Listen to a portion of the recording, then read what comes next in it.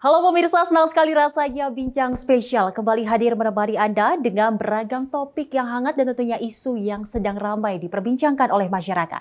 Bersama saya Seli Sregar, karena setiap suara punya arti, setiap tamu membawa inspirasi. Sebelum kita undang tamu spesial kita pada hari ini, mari kita simak dulu tayangan berikut ini.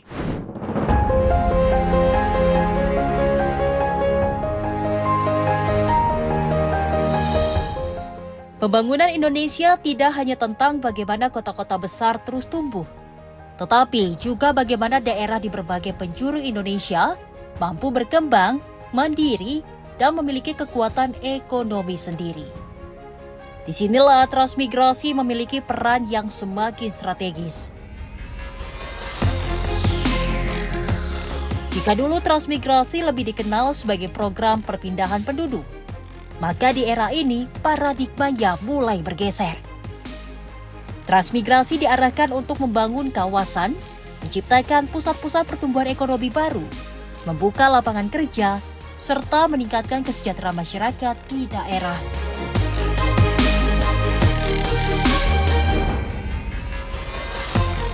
Artinya yang dibangun bukan hanya tempat tinggal, tetapi juga ekosistem kehidupan dan ekonomi, mulai dari infrastruktur, pendidikan, kesehatan, akses pasar, hingga peluang investasi dan kewirausahaan.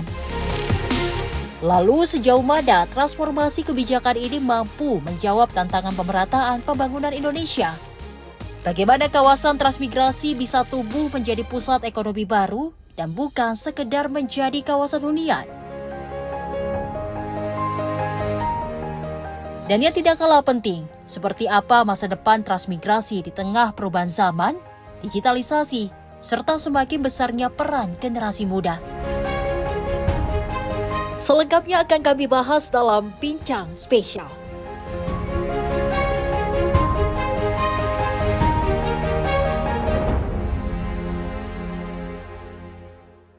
Dan tentunya pemirsa, pada kesempatan kali ini kita akan membahas bagaimana transformasi kebijakan transmigrasi yang kini tidak lagi sekedar dengan identik perpindahan penduduk, namun diarahkan menjadi strategi untuk menciptakan pertumbuhan ekonomi baru dan juga pastinya adalah meningkatkan kesejahteraan masyarakat.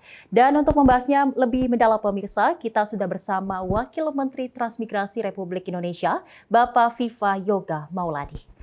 Halo Bapak, halo, Pak bagaimana kabarnya saat ini Pak? Alhamdulillah. Sebelumnya kami dari Simpo TV mengucapkan terima kasih sudah terima berkenan kasih. diterima di kantor transmigrasi. Bapak, ini kalau kita lihat transmigrasi saat ini, apa yang membedakan sebenarnya pendekatan dulu dan sekarang Pak? Ada perubahan paradigma tentang transmigrasi. Kalau dulu orientasinya sentralistis dan top down, kalau sekarang bersifat desentralisasi dan bottom up. Kalau dulu dari hulu sampai hilir, seluruh kewenangan ada di pemerintahan pusat. Mulai dari asal calon transmigran, penyediaan lahan, penyediaan rumah, penyediaan infrastruktur, dan lain sebagainya. Itu pusat yang menangani. Kalau sekarang, berdasarkan Undang-Undang Nomor 19 Tahun 2009 tentang transmigrasi, semuanya dikembalikan kepada pemerintah daerah. Jadi bersifat desentralisasi dan bottom up. Pemerintah daerah itu apabila menginginkan ada program transmigrasi dalam artian ada calon transmigrasi, calon transmigran, baik itu warga lokal dari kecamatan setempat atau dari kabupaten setempat dalam satu provinsi, atau dari transmigrasi karyanusa dari pulau lain, itu syaratnya satu, dia harus menyediakan lahan untuk warga trans yang bersifat clear, clean, and free. Jangan sampai nanti tumpang tindih misalnya dengan kawasan hutan, dengan korporasi, atau dengan lembaga yang lain. Ini untuk menjamin agar calon trans itu terpenuhi hak-hak hidupnya. Jadi itu ada perubahan. Kalau sekarang ini proses transformasi transmigrasi bukan hanya sekedar memindahkan penduduk dari daerah yang padat ke daerah yang longgar, tapi kita lebih berorientasi kepada pengembangan kawasan transmigrasi untuk meningkatkan kesejahteraan dan kemakmuran masyarakat. Jadi kalau dilihat dari sejarahnya, sejak zaman Presiden Soekarno sampai Presiden Prabowo Subianto, program transmigrasi itu telah melahirkan desa definitif sebanyak 1.567 desa, 466 kecamatan, 116 kabupaten kota, dan 3 ibu kota provinsi, yaitu ibu kota Kalimantan Utara, ibu kota Provinsi Sulawesi Barat, dan yang ketiga Provinsi Papua Selatan. Itu semuanya adalah produk dari pengembangan pembangunan program transmigrasi yang selain untuk distribusi penduduk ke beberapa wilayah yang pada waktu itu masih sepi, masih sangat sunyi, tapi juga ada pengembangan pembangunan agar tidak ada disparitas ekonomi antar wilayah. Jadi ini membuktikan bahwa dengan penyebaran penduduk itu pasti akan tumbuh pusat-pusat pertumbuhan ekonomi baru karena ada manusia di situ. Manusia melakukan aktivitas ekonomi, aktivitas sosial, aktivitas budaya, beranak pinak, gitu, sehingga melahirkan sebuah komunitas yang lambat laun menyebar. Kalau dilihat dari jumlah totalnya, ada sekitar 2,2 juta kepala keluarga sampai sekarang, atau ya setara dengan 9,2 juta jiwa yang sudah kita transmigrasikan.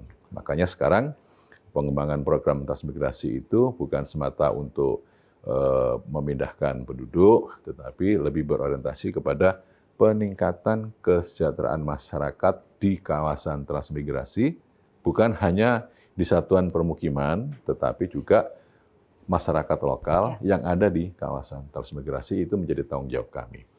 Terkait dengan bagaimana kan Kementerian Transmigrasi ini sudah hampir mau berjalan 2 tahun Pak, dengan adanya perubahan dari paradigma yang tadinya kan mungkin masyarakat mengenalnya adalah perpindahan penduduk, namun sekarang harus menciptakan pertumbuhan ekonomi baru. Apa yang dirasakan langsung dari masyarakat dengan terkait kebijakan baru dari Kementerian Transmigrasi? Kita ingin memberikan proses transfer knowledge ya dengan menghadirkan sumber daya manusia melalui program Tim Ekspedisi Patriot. Kita menginginkan agar ada eskalasi dalam pertumbuhan ekonomi dan mencoba untuk mengembangkan produk unggulan yang ada di kawasan transmigrasi, karena masing-masing kawasan transmigrasi itu memiliki produk unggulan yang berbeda-beda, Mbak Shelly. Misalnya di daerah Sulawesi Tengah, daerah Sigi, Parigi Motong itu produk unggulannya durian. Kemudian di beberapa wilayah di Maluku Utara, di Maluku, produk unggulannya di masyarakat pesisir, transmigrasi itu ranjungan. Ada juga kopi yang ada di daerah Poso, di daerah Sulawesi Selatan. Di Luwu Timur ada lada. Jadi masing-masing kawasan transmigrasi itu memiliki produk unggulan yang berbeda-beda. Kita ingin melakukan proses intensifikasi dan ekstensifikasi bekerja sama dengan Kementerian Teknis gitu. Jadi misalnya kita ingin membangun kawasan transmigrasi yang masyarakatnya mayoritas para petani tanaman pangan, padi misalnya atau jagung. Kita bekerja sama dengan Kementerian Pertanian untuk pengembangan program investasi, intensifikasi dan ekstensifikasi pertanian melalui pembangunan infrastruktur pertanian untuk alsintan, pupuk, dan bantuan bibit. Jadi semuanya serba terintegrasi sesuai dengan peraturan Presiden nomor 50 tahun 2018 bahwa seluruh kementerian diwajibkan untuk melakukan kolaborasi dan sinergi program antar kementerian teknis agar hasilnya bisa cepat dirasakan oleh masyarakat dan tidak tumpang tindih gitu. Terkait tadi potensi yang Bapak sebutkan bahwasanya kan memang setiap daerah ini memiliki potensi yang berbeda-beda. Lalu nanti jika warga transmigran ini dipindahkan, ada potensi, apakah nantinya akan ada pelatihan atau seperti apa Pak? Iya, jadi sebelum calon transmigran sampai ke tempat tujuan, mereka akan diverifikasi administrasi dulu, kemudian setelah lolos verifikasi, mereka akan dilatih. Jadi nanti Anda ditempatkan di daerah Poso, Sulawesi Tengah. Nanti Anda mau apa? Mau bercocok tanam padi atau berkebun kopi. Nah, itu kita sudah melakukan komunikasi. Terus kemudian juga dilatih, kemudian diberikan sebuah peta keadaan kondisi geografis. Nanti di daerah kawasan transmigrasi, misalnya di Poso, itu kondisinya seperti ini. Jadi Anda jangan kaget, punya lahan 1 hektar, 2 hektar, nanti akan ada proses untuk pengembangan ekonomi melalui lahan itu, tapi juga jangan lupa dalam satu kawasan itu ada masyarakat yang di situ harus bekerja sama, harus menghormati, harus saling membantu. Jadi seluruh program transmigrasi kalau untuk perpindahan penduduk itu semuanya sudah terintegrasi dan setiap bulan mereka juga mendapatkan catu pangan atau jaminan hidup sekian rupiah tertentu yang diharapkan nanti dalam waktu 1 tahun mereka bisa mandiri dan bisa mengembangkan potensi ekonominya melalui penggarapan lahan dan lainnya. Oke. Terkait juga Pak soal pemerataan pembangunan antar wilayah. Sejauh ini sudah sampai mana program transmigrasi untuk menjangkau pemerataan pembangunan antar wilayah setiap daerah di kawasan transmigrasi tersebut? Ya, dengan terbitnya, dengan lahirnya pusat-pusat pertumbuhan ekonomi baru melalui desa definitif, kecamatan definitif, kabupaten kota definitif, dan ibu kota provinsi definitif itu adalah merupakan realitas bahwa telah tumbuh pusat-pusat pertumbuhan ekonomi baru melalui program transmigrasi. Jadi sekarang kita melihat dari 1.567 desa itu sebagai program dari bentukan transmigrasi, dan kita lihat ternyata memang mereka bisa berkembang dengan baik, bahkan ada beberapa daerah yang orang tidak tahu bahwa itu adalah merupakan eks kawasan transmigrasi. Misalkan di Kubu Raya. Di Kubu Raya itu orang tidak tahu kalau bahwa itu sebenarnya eks kawasan transmigrasi karena sudah menjadi kota. Gitu. Jadi ada beberapa yang tidak tahu. Misalnya juga di daerah Bengkulu Utara, Bengkulu Selatan, dan lain sebagainya. Jadi memang kalau kita lihat pusat-pusat pertumbuhan ekonomi baru itu menjadi prioritas kami dalam pengembangan potensi ekonomi lokal. Karena kalau kita kembangkan potensi ekonomi lokal, pasti kan ada proses transaksi ekonomi sehingga melibatkan masyarakat setempat, akan tumbuh nilai pendapatan masyarakat semakin meningkat. Jadi ada off-taker, ada pasar, dan aktivitas ekonomi akan berjalan, dan saya masih sangat berharap dan sangat optimis bahwa kalau mekanisme itu dijalankan, maka paradigma baru dari Kementerian Transmigrasi untuk menciptakan pusat pertumbuhan ekonomi baru dan mensejahterakan masyarakat itu akan bisa terpenuhi secara eskalatif. Memang kan kalau kita ketahui paradigma baru ini memang baru saja dari pas Kementerian Bapak, dan memang kita ketahui dari masyarakat memang masih mengetahui adalah itu perpindahan penduduk.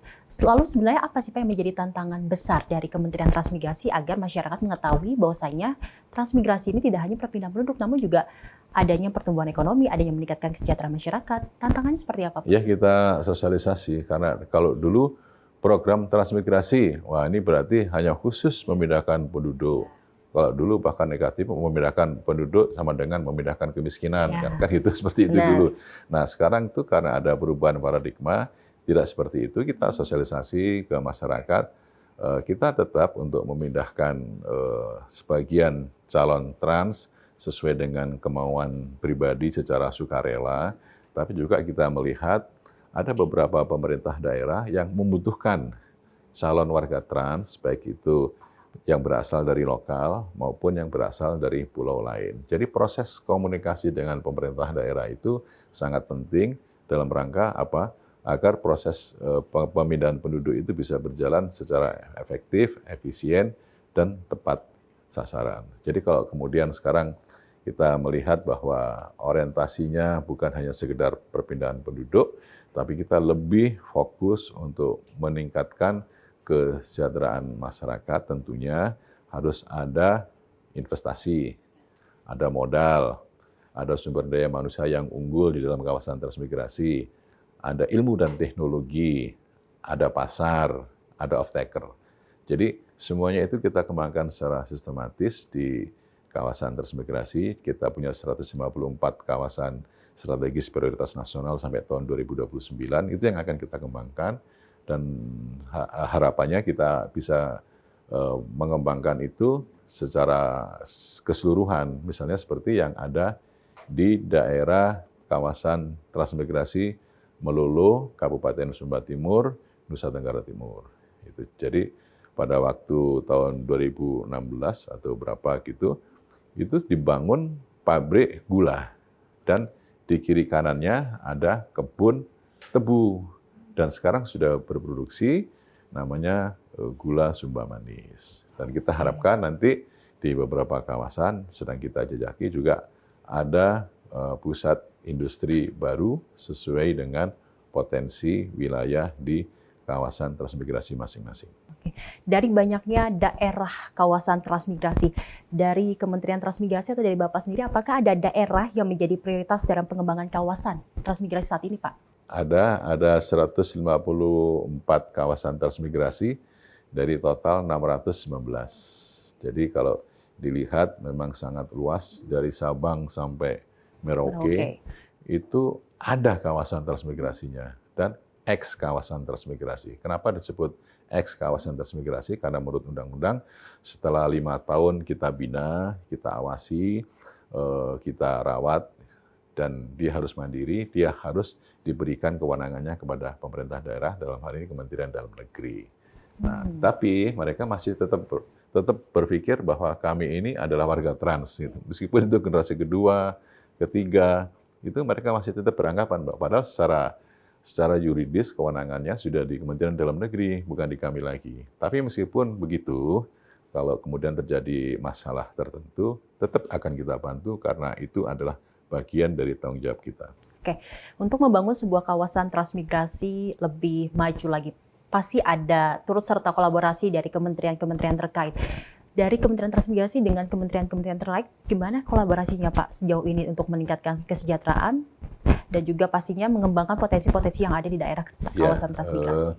Kami di bawah koordinasi Menko AHY, Infrastruktur dan Pembangunan Kewilayahan, ada beberapa kementerian teknis, yaitu Kementerian Transmigrasi, Kementerian Perhubungan, Kementerian PU, Kementerian ATR BPN, dan Kementerian Perumahan. Jadi kami fokus untuk melakukan koordinasi yang khusus di kawasan transmigrasi, kami melakukan kolaborasi. Jadi misalkan yang berkaitan dengan konflik lahan, ex kawasan transmigrasi. Beberapa kasus kita dialog intensif, komunikasi intensif dengan Kementerian ATR BPN, dan kita selesaikan. Kemudian soal pengembangan infrastruktur di beberapa kawasan transmigrasi yang terkadang 20 tahun, 30 tahun tidak tersentuh karena dana APBD provinsi, APBD kabupaten kurang mencukupi, ya kita membangun infrastruktur, misalnya jalan penghubung atau jalan non-status ya, non-status itu masih kewenangan kami, kita bangun, tetapi untuk jalan kabupaten, jalan provinsi, jalan pemerintah pusat, kita koordinasi dengan Kementerian PU dan Perumahan. Kita ingin membangun sebuah perumahan yang bekerja sama dengan Kementerian Perumahan. Jadi artinya dengan koordinasi, sinergi, integrasi program seluruh kementerian, tapi fokusnya, titik lokusnya ada di kawasan transmigrasi. Oke. Nah, itu yang sedang kita kerjakan. Oke, baik. Pak Viva dan pemirsa, tentu sebuah kebijakan akan memiliki arti jika mampu mengubah kehidupan masyarakat. Lalu bagaimana transformasi kebijakan ini dapat hadir dan dirasakan langsung oleh masyarakat? Kita akan bahas usai jeda pemirsa. Tetaplah bersama kami di Bincang Spesial Simpo TV.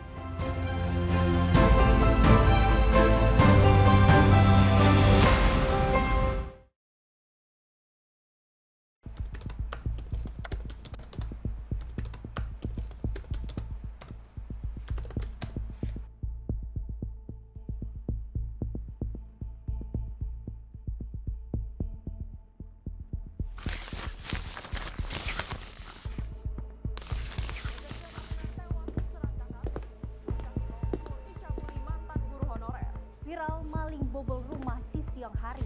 Polisi bongkar peredaran narkoba jaringan internasional. Dugaan pembunuhan mayat dalam drum belum terungkap. Lagi, lansia tewas dengan penuh luka bacok. Mengaku tidak dinafkahi suami, seorang ibu bunuh anak kandung. Treskrim Polres Goa mengepung rumah terduga pelaku pencurian di Desa Bontoala, Kecamatan Palangga. Sally, saat akan standby. diamankan. 3, 2, 1. Di balik setiap peristiwa selalu ada fakta yang tersembunyi. Saksikan catatan kriminal setiap Senin hingga Jumat hanya di Simpo TV. Menelusuri fakta di antara simpang siur opini publik. Mereka tidak hanya bisnis gelap, tapi juga menciptakan perlawanan. Maka negara harus tegas di sini. Membedah isu hangat dengan sudut pandang yang jernih dan berimbang. Kok baru terungkapnya sekarang? Ya kita melihatnya berarti secara nggak langsung ketika hal itu terungkap ada aparat penegak hukum yang sedang bekerja. Catatan Sinpo setiap hari Minggu pukul 12:30 siang hanya di Sinpo TV. Rangkaian peristiwa penting kami hadirkan untuk menemani sore hari Anda. Regulasi penyiaran yang dinilai peringatan Bastille Day di Play. Ramuro menegaskan Pemprov DKI dalam keadaan selamat di atas. Mengabarkan berita yang relevan dengan kondisi hari ini sebagai rujukan informasi menjelang malam tiba. Yang menyelundupkan kokain yang Menteri Pertanian menyampaikan tindak pidana perampokan dan pembunuhan. Lakukan langkah pengawasan secara langsung. Jangan lewatkan dalam menyapa Indonesia Petang setiap hari hanya di Simpo TV.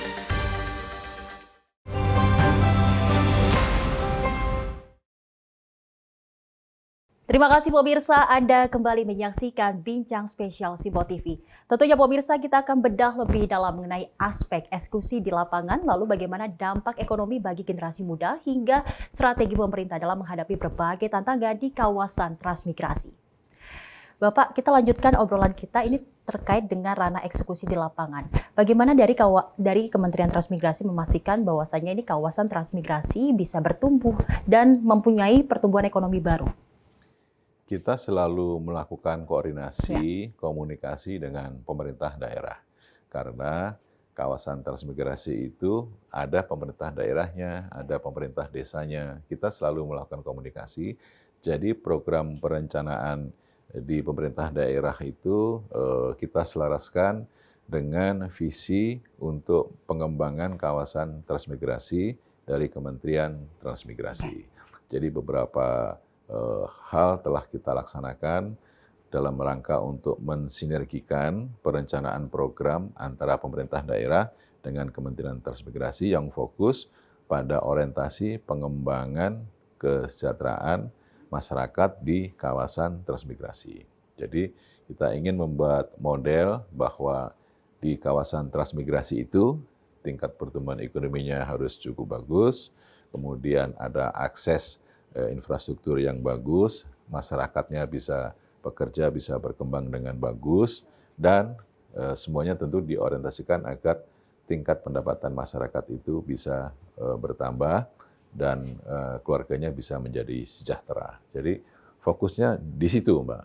Makanya di beberapa kawasan transmigrasi ketika ada kebutuhan terhadap program-program dari kementerian terkait teknis, itu kita melakukan komunikasi. Misalnya di dalam satu kawasan transmigrasi ada membutuhkan revitalisasi pembangunan sekolah SD, SMP, SMA. Kita melakukan kerjasama dan sudah sedang berjalan ini dengan Kementerian Dikdasmen. Kemudian ada puskesmas membantu, kita kerjasama dengan Kementerian Kesehatan. Ada pengembangan irigasi pertanian yang masih kurang, kita kerjasama dengan Kementerian Pertanian. Dan begitu selanjutnya melakukan koordinasi, integrasi, sinergi, dan kolaborasi itu menjadi hal yang penting bagi kami, sehingga program kementerian harus selaras, harus sesuai dengan perencanaan program pemerintah provinsi, pemerintah daerah, dan pemerintahan desa. Itu yang kami lakukan. Dan untuk terkait dengan bentuk dukungan yang diberikan kepada masyarakat di kawasan transmigrasi selain penyediaan lahan, apa saja Pak yang diberikan? Saat ini kita lebih berorientasi pada peningkatan eskalasi untuk pengembangan kawasan transmigrasi yang terintegrasi. Ini ada program selama 2 tahun ini, dan ini sudah 2 kali berjalan, tahun kedua, yaitu menerjunkan tim ekspedisi Patriot yang terdiri dari sumber daya manusia unggul untuk melakukan stimulasi proses penyadaran, pendampingan kepada masyarakat di kawasan transmigrasi yang bekerja sama dengan universitas nasional. Kami kerjasama dengan 10 kampus, yaitu dengan UI, IPB, ITB, Unpad, Undip, UGM, UNER, Unhas, ITS, dan Unibrau. Dan di daerahnya kita bekerja sama dengan beberapa kampus-kampus daerah. Intinya bahwa kita ingin menghadirkan sumber daya manusia yang membawa ilmu pengetahuan, yang membawa teknologi untuk hadir di kawasan transmigrasi, karena kita membangun dengan berbasis pada ilmu pengetahuan. Dan saat ini kondisinya sangat bagus bahwa ketika melakukan koordinasi, komunikasi dengan pemerintah daerah, dengan pemerintah desa, mereka berterima kasih bahwa ada sumber daya manusia melalui tim Ekspedisi Patriot. Kalau tahun 2026 ini kita menerjunkan 1.476 yang terdiri dari 39 profesor, kemudian 158 doktor, 239 sekolah S2, master, magister, dan S1-nya 1.006, itu kita ingin kembangkan, kita terjunkan di kawasan transmigrasi untuk menstimulasi agar ada kreasi inovasi lokal yang mampu untuk menghidupi dan meningkatkan pertumbuhan ekonomi, membangun ekosistem kawasan, dan memberikan proses penyadaran ideologis bahwa mereka itu sebenarnya bisa. Contoh nanti bulan depan kita akan ke Kabupaten Manokwari Selatan, kita membangun ada di salah satu kawasan transmigrasi Desa Dodol Matoa gitu. Jadi Matoa dijadikan dodol. Sementara kan yang dijadikan dodol itu kan biasanya durian, siapa lagi ya gitu loh. Ini Matoa yang mau kita jadikan dodol gitu. Jadi kita membangun desa-desa tematik sesuai dengan sesuai dengan kekayaan lokal mereka apa, terus kemudian kita kembangkan agar memiliki trickle down effect bagi masyarakat. Oke, Pak, terkait dengan pembangunan kawasan transmigrasi, bagaimana pemerintah sendiri memastikan bahwasanya pembangunan ini tetap memperhatikan aspek lingkungan dan juga keberlanjutan, Pak? Ya, kalau dulu kesannya kurang positif ya, bahwa transmigrasi itu identik dengan penebangan hutan dulu. Kalau sekarang tidak boleh lagi begitu. Jadi seluruh aspek teknis, aspek-aspek lingkungan, aspek-aspek yuridis administratif itu menjadi landasan awal di dalam pengembangan kawasan dan pembukaan kawasan transmigrasi yang baru. Jadi misalnya kalau pemerintah daerah ingin membuka kawasan transmigrasi yang baru, harus mempertimbangkan aspek-aspek itu, terutama aspek lingkungan. Jadi sekarang ini kira-kira ada sekitar 61 proposal dari kepala daerah yang menginginkan daerahnya dibangun kawasan transmigrasi baru. Tujuannya apa? Satu, agar ada manusianya di situ.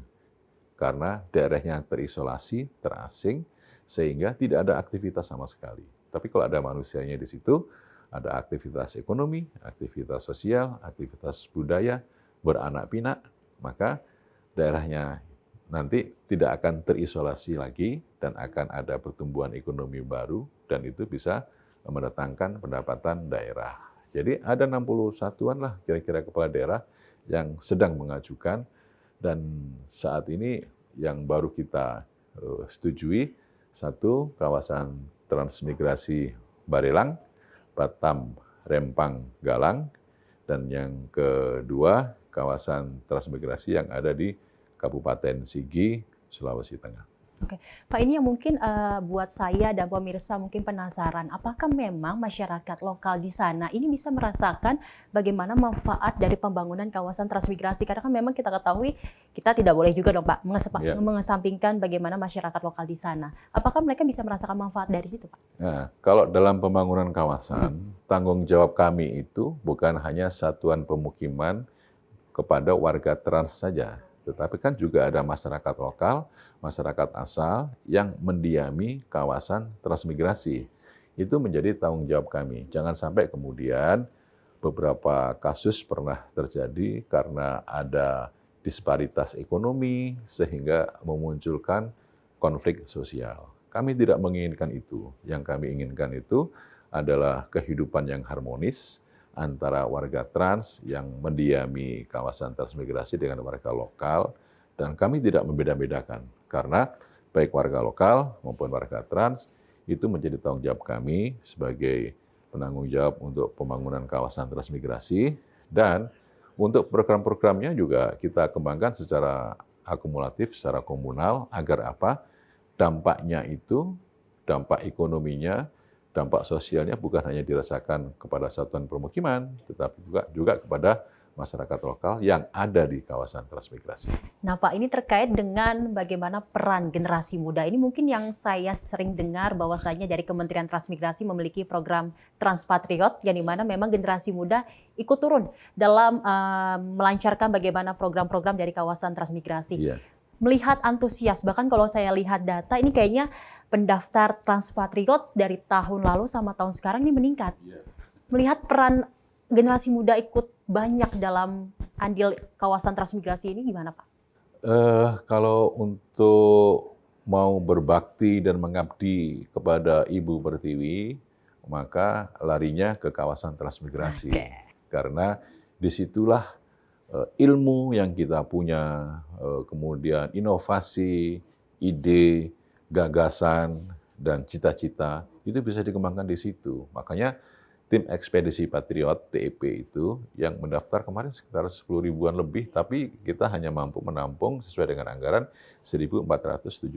Nanti tahun depan juga akan kita buka lagi dengan nuansa yang baru di kawasan yang baru. Intinya bahwa kita ingin melibatkan ilmu pengetahuan untuk membangun kawasan transmigrasi, dan yang memiliki ilmu pengetahuan secara sistematis, secara simbolis, itu adalah di kampus-kampus. Para dosen, tenaga pengajar, mahasiswa S1, S2, S3, itu kita libatkan, mereka terjun di lapangan, mereka memetakan, setelah melakukan riset, mereka kemudian melakukan follow-up, kira-kira potensi ekonomi, potensi sosial apa yang bisa dikembangkan di situ sehingga berdampak terhadap peningkatan ekonomi masyarakat, baik itu warga trans maupun warga lokal yang ada di kawasan transmigrasi. Untuk terkait fokus dari Transpatriot ini, apakah dari Kementerian Transmigrasi juga memberikan pesan kepada patriot muda untuk mungkin mendukung asta-cita dari Presiden Prabowo Subianto untuk mengembangkan dari kawasan transmigrasi tersebut, Pak? Iya, jadi seluruh program Kementerian Transmigrasi itu adalah seluruhnya turunan dari asta-cita Presiden. Membangun dari bawah, dari desa, untuk mengentaskan kemiskinan dan meningkatkan kesejahteraan masyarakat yang ada di kawasan transmigrasi. Jadi kami yakin bahwa semua program yang menjadi derivasi atau turunan dari asta Presiden itu akan dapat kita laksanakan secara eskalatif, tentunya melakukan koordinasi dengan kementerian teknis yang lainnya sehingga program tidak tumpang tindih, program lebih efektif, efisien, dan lebih murah. Di era modern yang cukup pesat berkembangnya Pak, bagaimana dari Kementerian Transmigrasi memanfaatkan teknologi dan digitalisasi dapat mempercepat kemajuan kawasan transmigrasi? Ya, kawasan transmigrasi itu kalau ingin berkembang, baik untuk peningkatan pertumbuhan ekonomi, pendidikan, sosial, budaya, harus menggunakan ilmu pengetahuan dan teknologi. Jadi memang tidak seluruhnya kawasan transmigrasi itu tidak ada sinyal gitu. Ada juga yang masih belum ada listrik, tapi kita sudah melakukan koordinasi dengan PLN dan Dirjen Kelistrikan Kementerian ESDM. Kita data desa-desa yang belum ada listriknya, dan sekarang alhamdulillah sudah terpasang. Ada terpasang semuanya. Dan kita akan cek lagi apabila nanti di daerah tertentu yang masih ada buta listrik akan kita koordinasi dengan Menteri ESDM, Dirjen Kelistrikan. Jadi proses untuk pengembangan kawasan transmigrasi melalui integrasi program antar kementerian teknis bagi kami itu sangat membantu sekali. apalagi dengan koordinasi yang intensif dengan pemerintah daerah, dengan pemerintahan desa yang selama ini telah kita lakukan, itu memberikan dampak positif bagi pengembangan ekonomi di kawasan transmigrasi. Baik. Dalam 5 tahun mendatang nantinya Pak, apakah ada target besar yang ingin dicapai dari Kementerian Transmigrasi Pak? Kementerian Transmigrasi itu punya sumber daya manusia, punya lahan.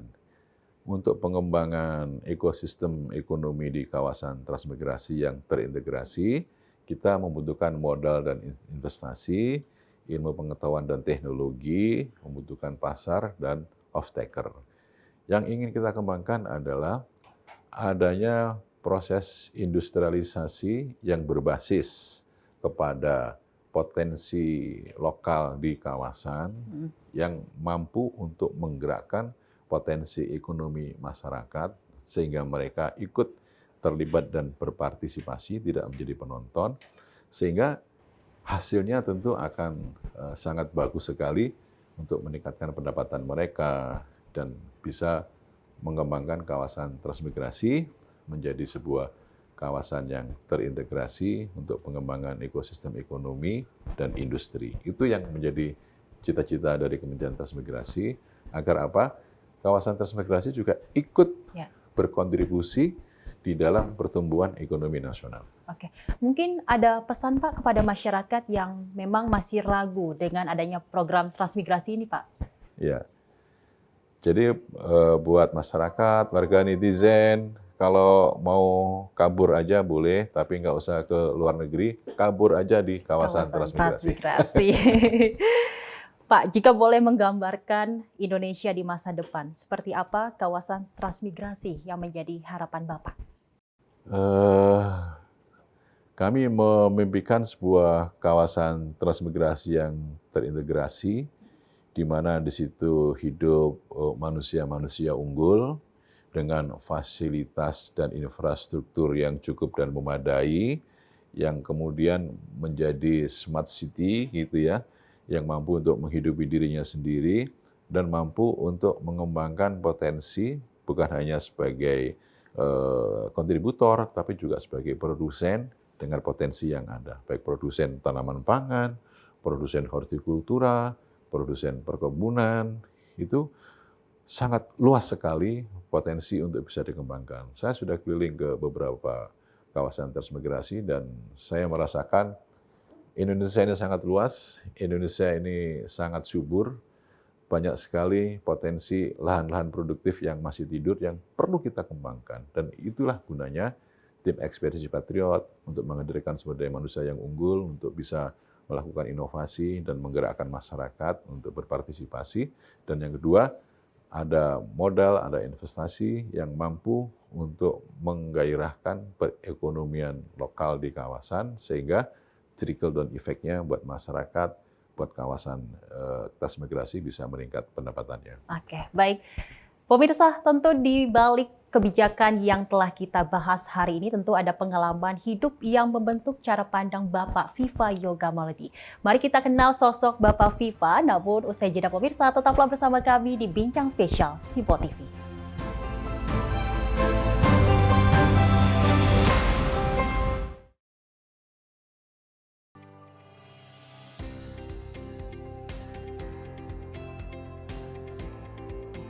Beragam informasi terbaru hadir menemani Anda sebelum memulai hari. Waktu terbaik dengan rangkaian topik terpilih, dikemas dengan ulasan yang mendalam. Mengangkat isu yang tengah menjadi pembicaraan paling hangat, agar pagi Anda lebih semangat. Jadi pastikan pagi hari Anda lebih bermakna bersama rangkaian berita yang telah kami rangkum untuk Anda. Sembarakan pagi Anda bersama Menyapa Indonesia Pagi. Setiap Senin hingga Jumat pukul 5 pagi. Hanya di Sinpo TV.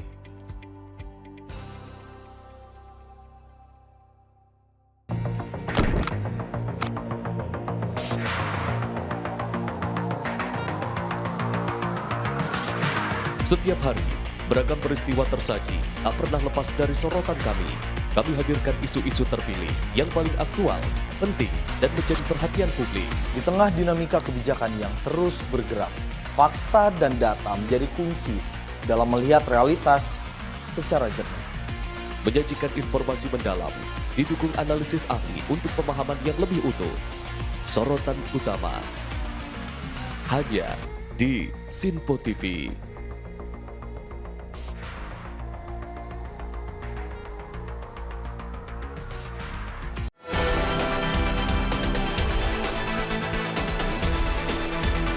Kami hadir sebagai ruang informasi yang merangkum berbagai kejadian yang terjadi sepanjang hari.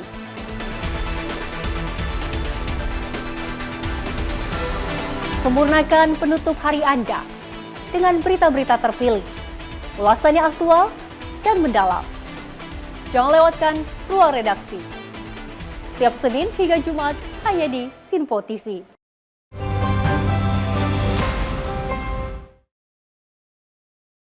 Masih bersama kami pemirsa dalam Bincang Spesial Sinpo TV.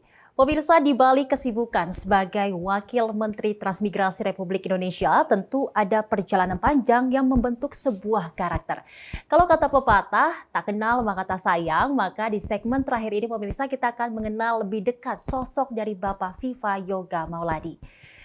Pak Viva, ini kalau saya searching, ini Bapak lahir dan besar di Lamongan, Jawa Timur. Iya. Tentu nilai-nilai apa sih Pak yang dari masa kecil yang Bapak pegang hingga saat ini menjalani sebagai Wakil Menteri Transmigrasi?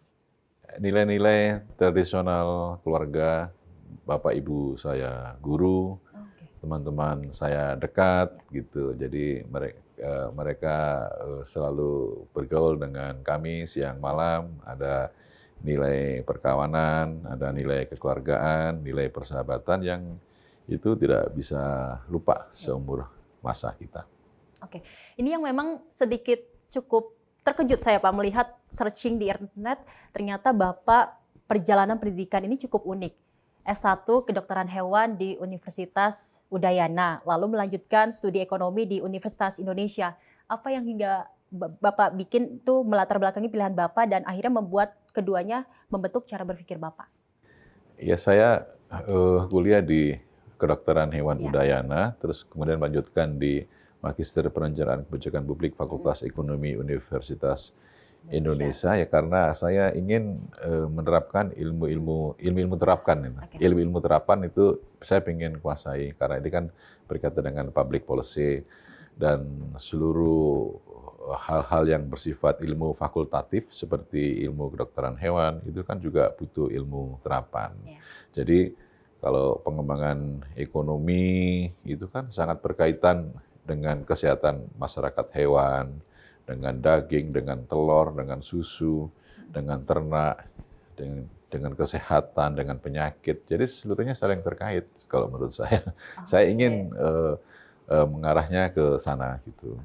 Tapi ini juga pemirsa yang mungkin pemirsa belum tahu juga, ternyata Bapak juga pernah mengalami kegagalan ya Pak pada pemilu 2004 sebelum akhirnya berhasil terpilih menjadi anggota DPR RI pada 2009. Betul ya Pak? Pelajaran terbesar apa Pak yang Bapak petik dari kegagalan tersebut? Ya, gagal kan berarti kita belajar ada sebuah masa di mana kita melakukan refleksi, evaluasi terhadap perjalanan hidup kita, proses perencanaan, strategi, implementasi, monitoring dalam mencapai segala hal itu memang perlu untuk dirumuskan dan dicatat. Jadi menurut saya kegagalan itu bukan berarti dunia akan runtuh, karena kegagalan itu adalah untuk berhenti sejenak sambil terus mengumpulkan daya dan energi untuk berjuang lagi. Terkait dengan berjuang, ternyata ini Bapak di zaman kuliah, katanya ini juga hobi ngeband ya Pak ya? Katanya ini juga sempat ngamen untuk menambah uang saku Bapak saat kuliah di Universitas Udayana di Bali. Iya. Jadi kan saya dapat bulanan dari keluarga, dari Bapak Ibu, tapi menurut saya kan tidak cukup ya kan. Sehingga tidak cukupnya bagaimana ya gitu. Saya punya komunitas teman-teman yang ada di musik. Ya sudahlah, saya ikut beberapa masa gitu, pernah di kafe-kafe di Kute gitu kan. Lumayan gitu sambil menyalurkan bakat sambil dapat uang. Jadi uang itu saya gunakan untuk beli buku, untuk tambahan makanan sehari-hari. Berarti Bapak itu ngeband, bermain musik bersama teman-teman semasa kuliah itu ya Pak ya? Iya. Oke, luar biasa. Dan ternyata pemirsa, ini katanya juga Bapak selain aktif bermusik, Bapak juga memperdalam ilmu agama di Bali yang kita ketahui mayoritas penduduknya beragama Hindu. Itu gimana Pak? Ya, saya seorang Muslim, tetapi dalam proses transisi hidup saya dari mahasiswa, itu saya hidup di dunia minoritas, di masyarakat Hindu Bali. Jadi dengan kondisi seperti itu, saya bisa merasakan adanya sebuah keberagaman nilai agama, nilai budaya, keyakinan. Saya tinggal bersama dengan ibu kos yang beragama Hindu. Jadi saya tiap hari juga melihat mereka taat melakukan ibadah menurut kepercayaan. Jadi saya merasakan bahwa dengan keberagaman ini justru menjadi khasanah kekayaan budaya kita. Karena kita lihat ada ribuan suku bangsa di Indonesia, mereka bersatu padu mewujudkan one state, one nation. Satu negara, satu bangsa, yaitu Indonesia. Tentu berbeda dengan negara yang lainnya, karena perbedaan agama, perbedaan suku, mereka berperang, mereka berkonflik. Tapi Indonesia yang masyarakat society, ya plural society, masyarakat yang plural, agama berbeda, adat istiadat, berbeda suku, itu mereka punya kesadaran teologis untuk menyatakan bergabung, bersatu, membentuk Negara Kesatuan Republik Indonesia dalam bingkai Tunggal Ika. Jadi itu merupakan doktrin kebangsaan yang sangat luar biasa, yang merelakan bahwa keberbedaan itu bukan jadi masalah, tapi keberbedaan itu adalah kekayaan budaya nasional. Nah, itu kan bagus kayak gitu. Dan itu adanya di masyarakat Indonesia. Di balik kesibukan Bapak sebagai Wakil Menteri Transmigrasi, bagaimana Bapak bisa meluangkan waktu mungkin untuk keluarga, untuk menyalurkan hobi Bapak, untuk juga fokus juga kepada program-program transmigrasi? Meluangkan waktunya seperti apa, membagi waktunya? Ya, keluarga mendukung, jadi memang fokusnya untuk bekerja sesuai dengan perintah konstitusi, karena kami ini pembantu Bapak Presiden, ya kami bekerja sesuai tugas pokok masing-masing, dan banyak dibantu oleh keluarga. Kalau hobi, ya sekarang ini sekali dua kali aja kalau lagi longgar, itu main gitar sama teman-teman gitu aja. Hanya sekali dua kali saja. Oke, baik pemirsa, ini ada game sedikit untuk Pak Wamen. Apa itu? Ini rahasia tapi ya udahlah kita kasih tahu ya Pak. Ini nanti ada 5 gambar yang akan saya tunjukkan ke Pak Wamen. Nanti Bapak bisa deskripsikan gambar-gambar tersebut ya Pak. Sudah siap Pak Wamen? Deg-degan. Oh, oke. Kita mulai di gambar pertama ya Pak. Ada yang udah baru ini. Mbak Sylvie bikin deg-degan aja. Presiden Prabowo Subianto. Ya. Apa Pak yang Bapak bisa gambarkan untuk presiden kita? Kecintaan seorang presiden kepada generasi muda, karena generasi muda itu penerus perjuangan bangsa. Mereka adalah sumber insani pembangunan yang tiada pernah kering. Maju mundurnya bangsa tergantung kepada kualitas dari sumber daya manusianya. Makanya ada MBG, kemudian ada sekolah rakyat, kemudian ada Koperasi Desa Merah Putih, semuanya itu diarahkan untuk membangun kemandirian dan mengembangkan demokrasi ekonomi di Indonesia. Oke. Baik Pak, kita lanjut ke gambar kedua. Siap Pak? Deg-degan. Masih deg-degan. Yang kedua adalah logo dari Kementerian Transmigrasi. Ya, jadi Kementerian Transmigrasi untuk kesejahteraan untuk semua. Jadi program dari Kementerian Transmigrasi bukan semata-mata memindahkan penduduk ke daerah longgar, tapi kita lebih fokus untuk meningkatkan kesejahteraan masyarakat transmigrasi, baik itu masyarakat yang di satuan permukiman maupun masyarakat lokal yang ada di kawasan transmigrasi. Jadi itu akan berimpak kepada kesejahteraan untuk semuanya. Oke. Selanjutnya di gambar ketiga kita ada baik. Ini raket atau bisa dikatakan bulu tangkis. Ada apa Pak di cerita gambar ini Pak? Hobi saya main badminton. Oh, sama berarti kita Pak. Ya, saya bermain badminton dengan mantan-mantan atlet, mantan pelatnas. Nah, jadi mereka bermain dan tidak ada drama-drama Korea.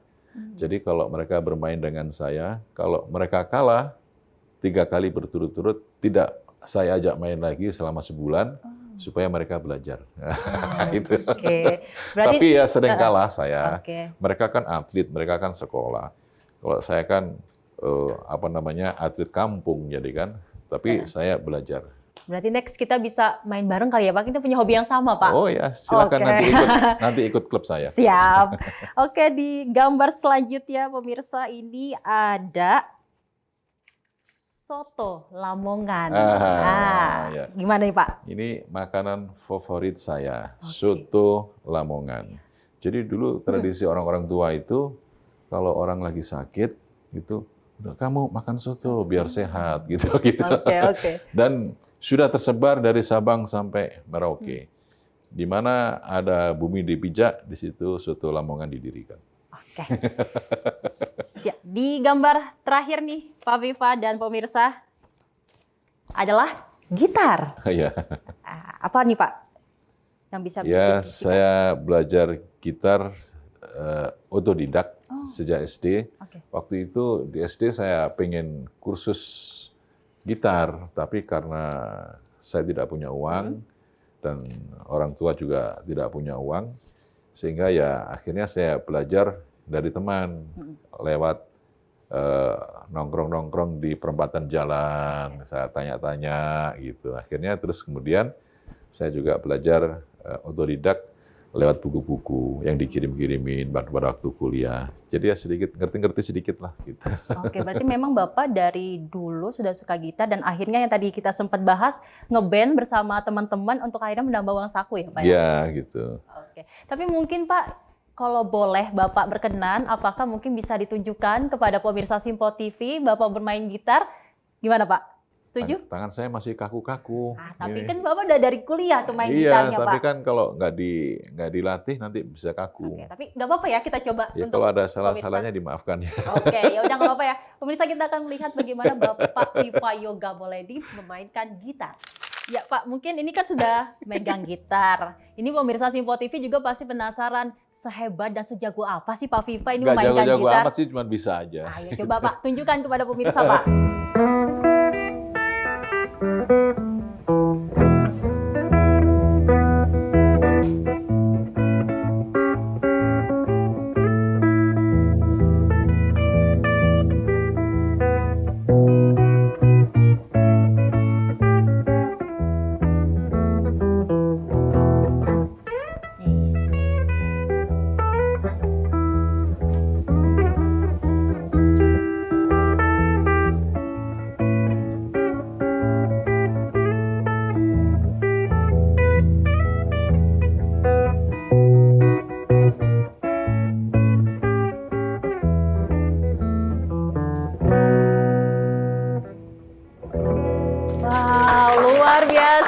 Ini mah bukan kaku, tapi emang udah pemain ya Pak, bisa main gitar. Masih kaku tangannya. Tapi kayaknya saya ini ya mau jadi les ke Bapak kali ya main gitar kali ya Pak. Jago banget Bapak main gitar ya Pak.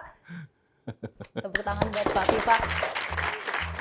Pak Viva, terima kasih untuk waktu dan kesempatannya. Ini sangat luar biasa kita bisa membahas bagaimana kebijakan dari transmigrasi tentu yang kita ketahui akan menciptakan pertumbuhan ekonomi baru dan pastinya meningkatkan kesejahteraan masyarakat. Bapak, terima kasih untuk waktu dan ruang diskusi yang sangat bermanfaat hari ini. Dan tentunya pemirsa, ada satu hal yang bisa kita petik hari ini di mana ternyata transmigrasi bukan jadi perpindahan penduduk, namun juga akan menjadi pertumbuhan ekonomi baru dari daerah untuk Indonesia yang lebih adil dan merata. Saya Sally Sregar, mewakili kru yang bertugas, pamit undur diri. Sampai jumpa di Bincang Spesial berikut ya.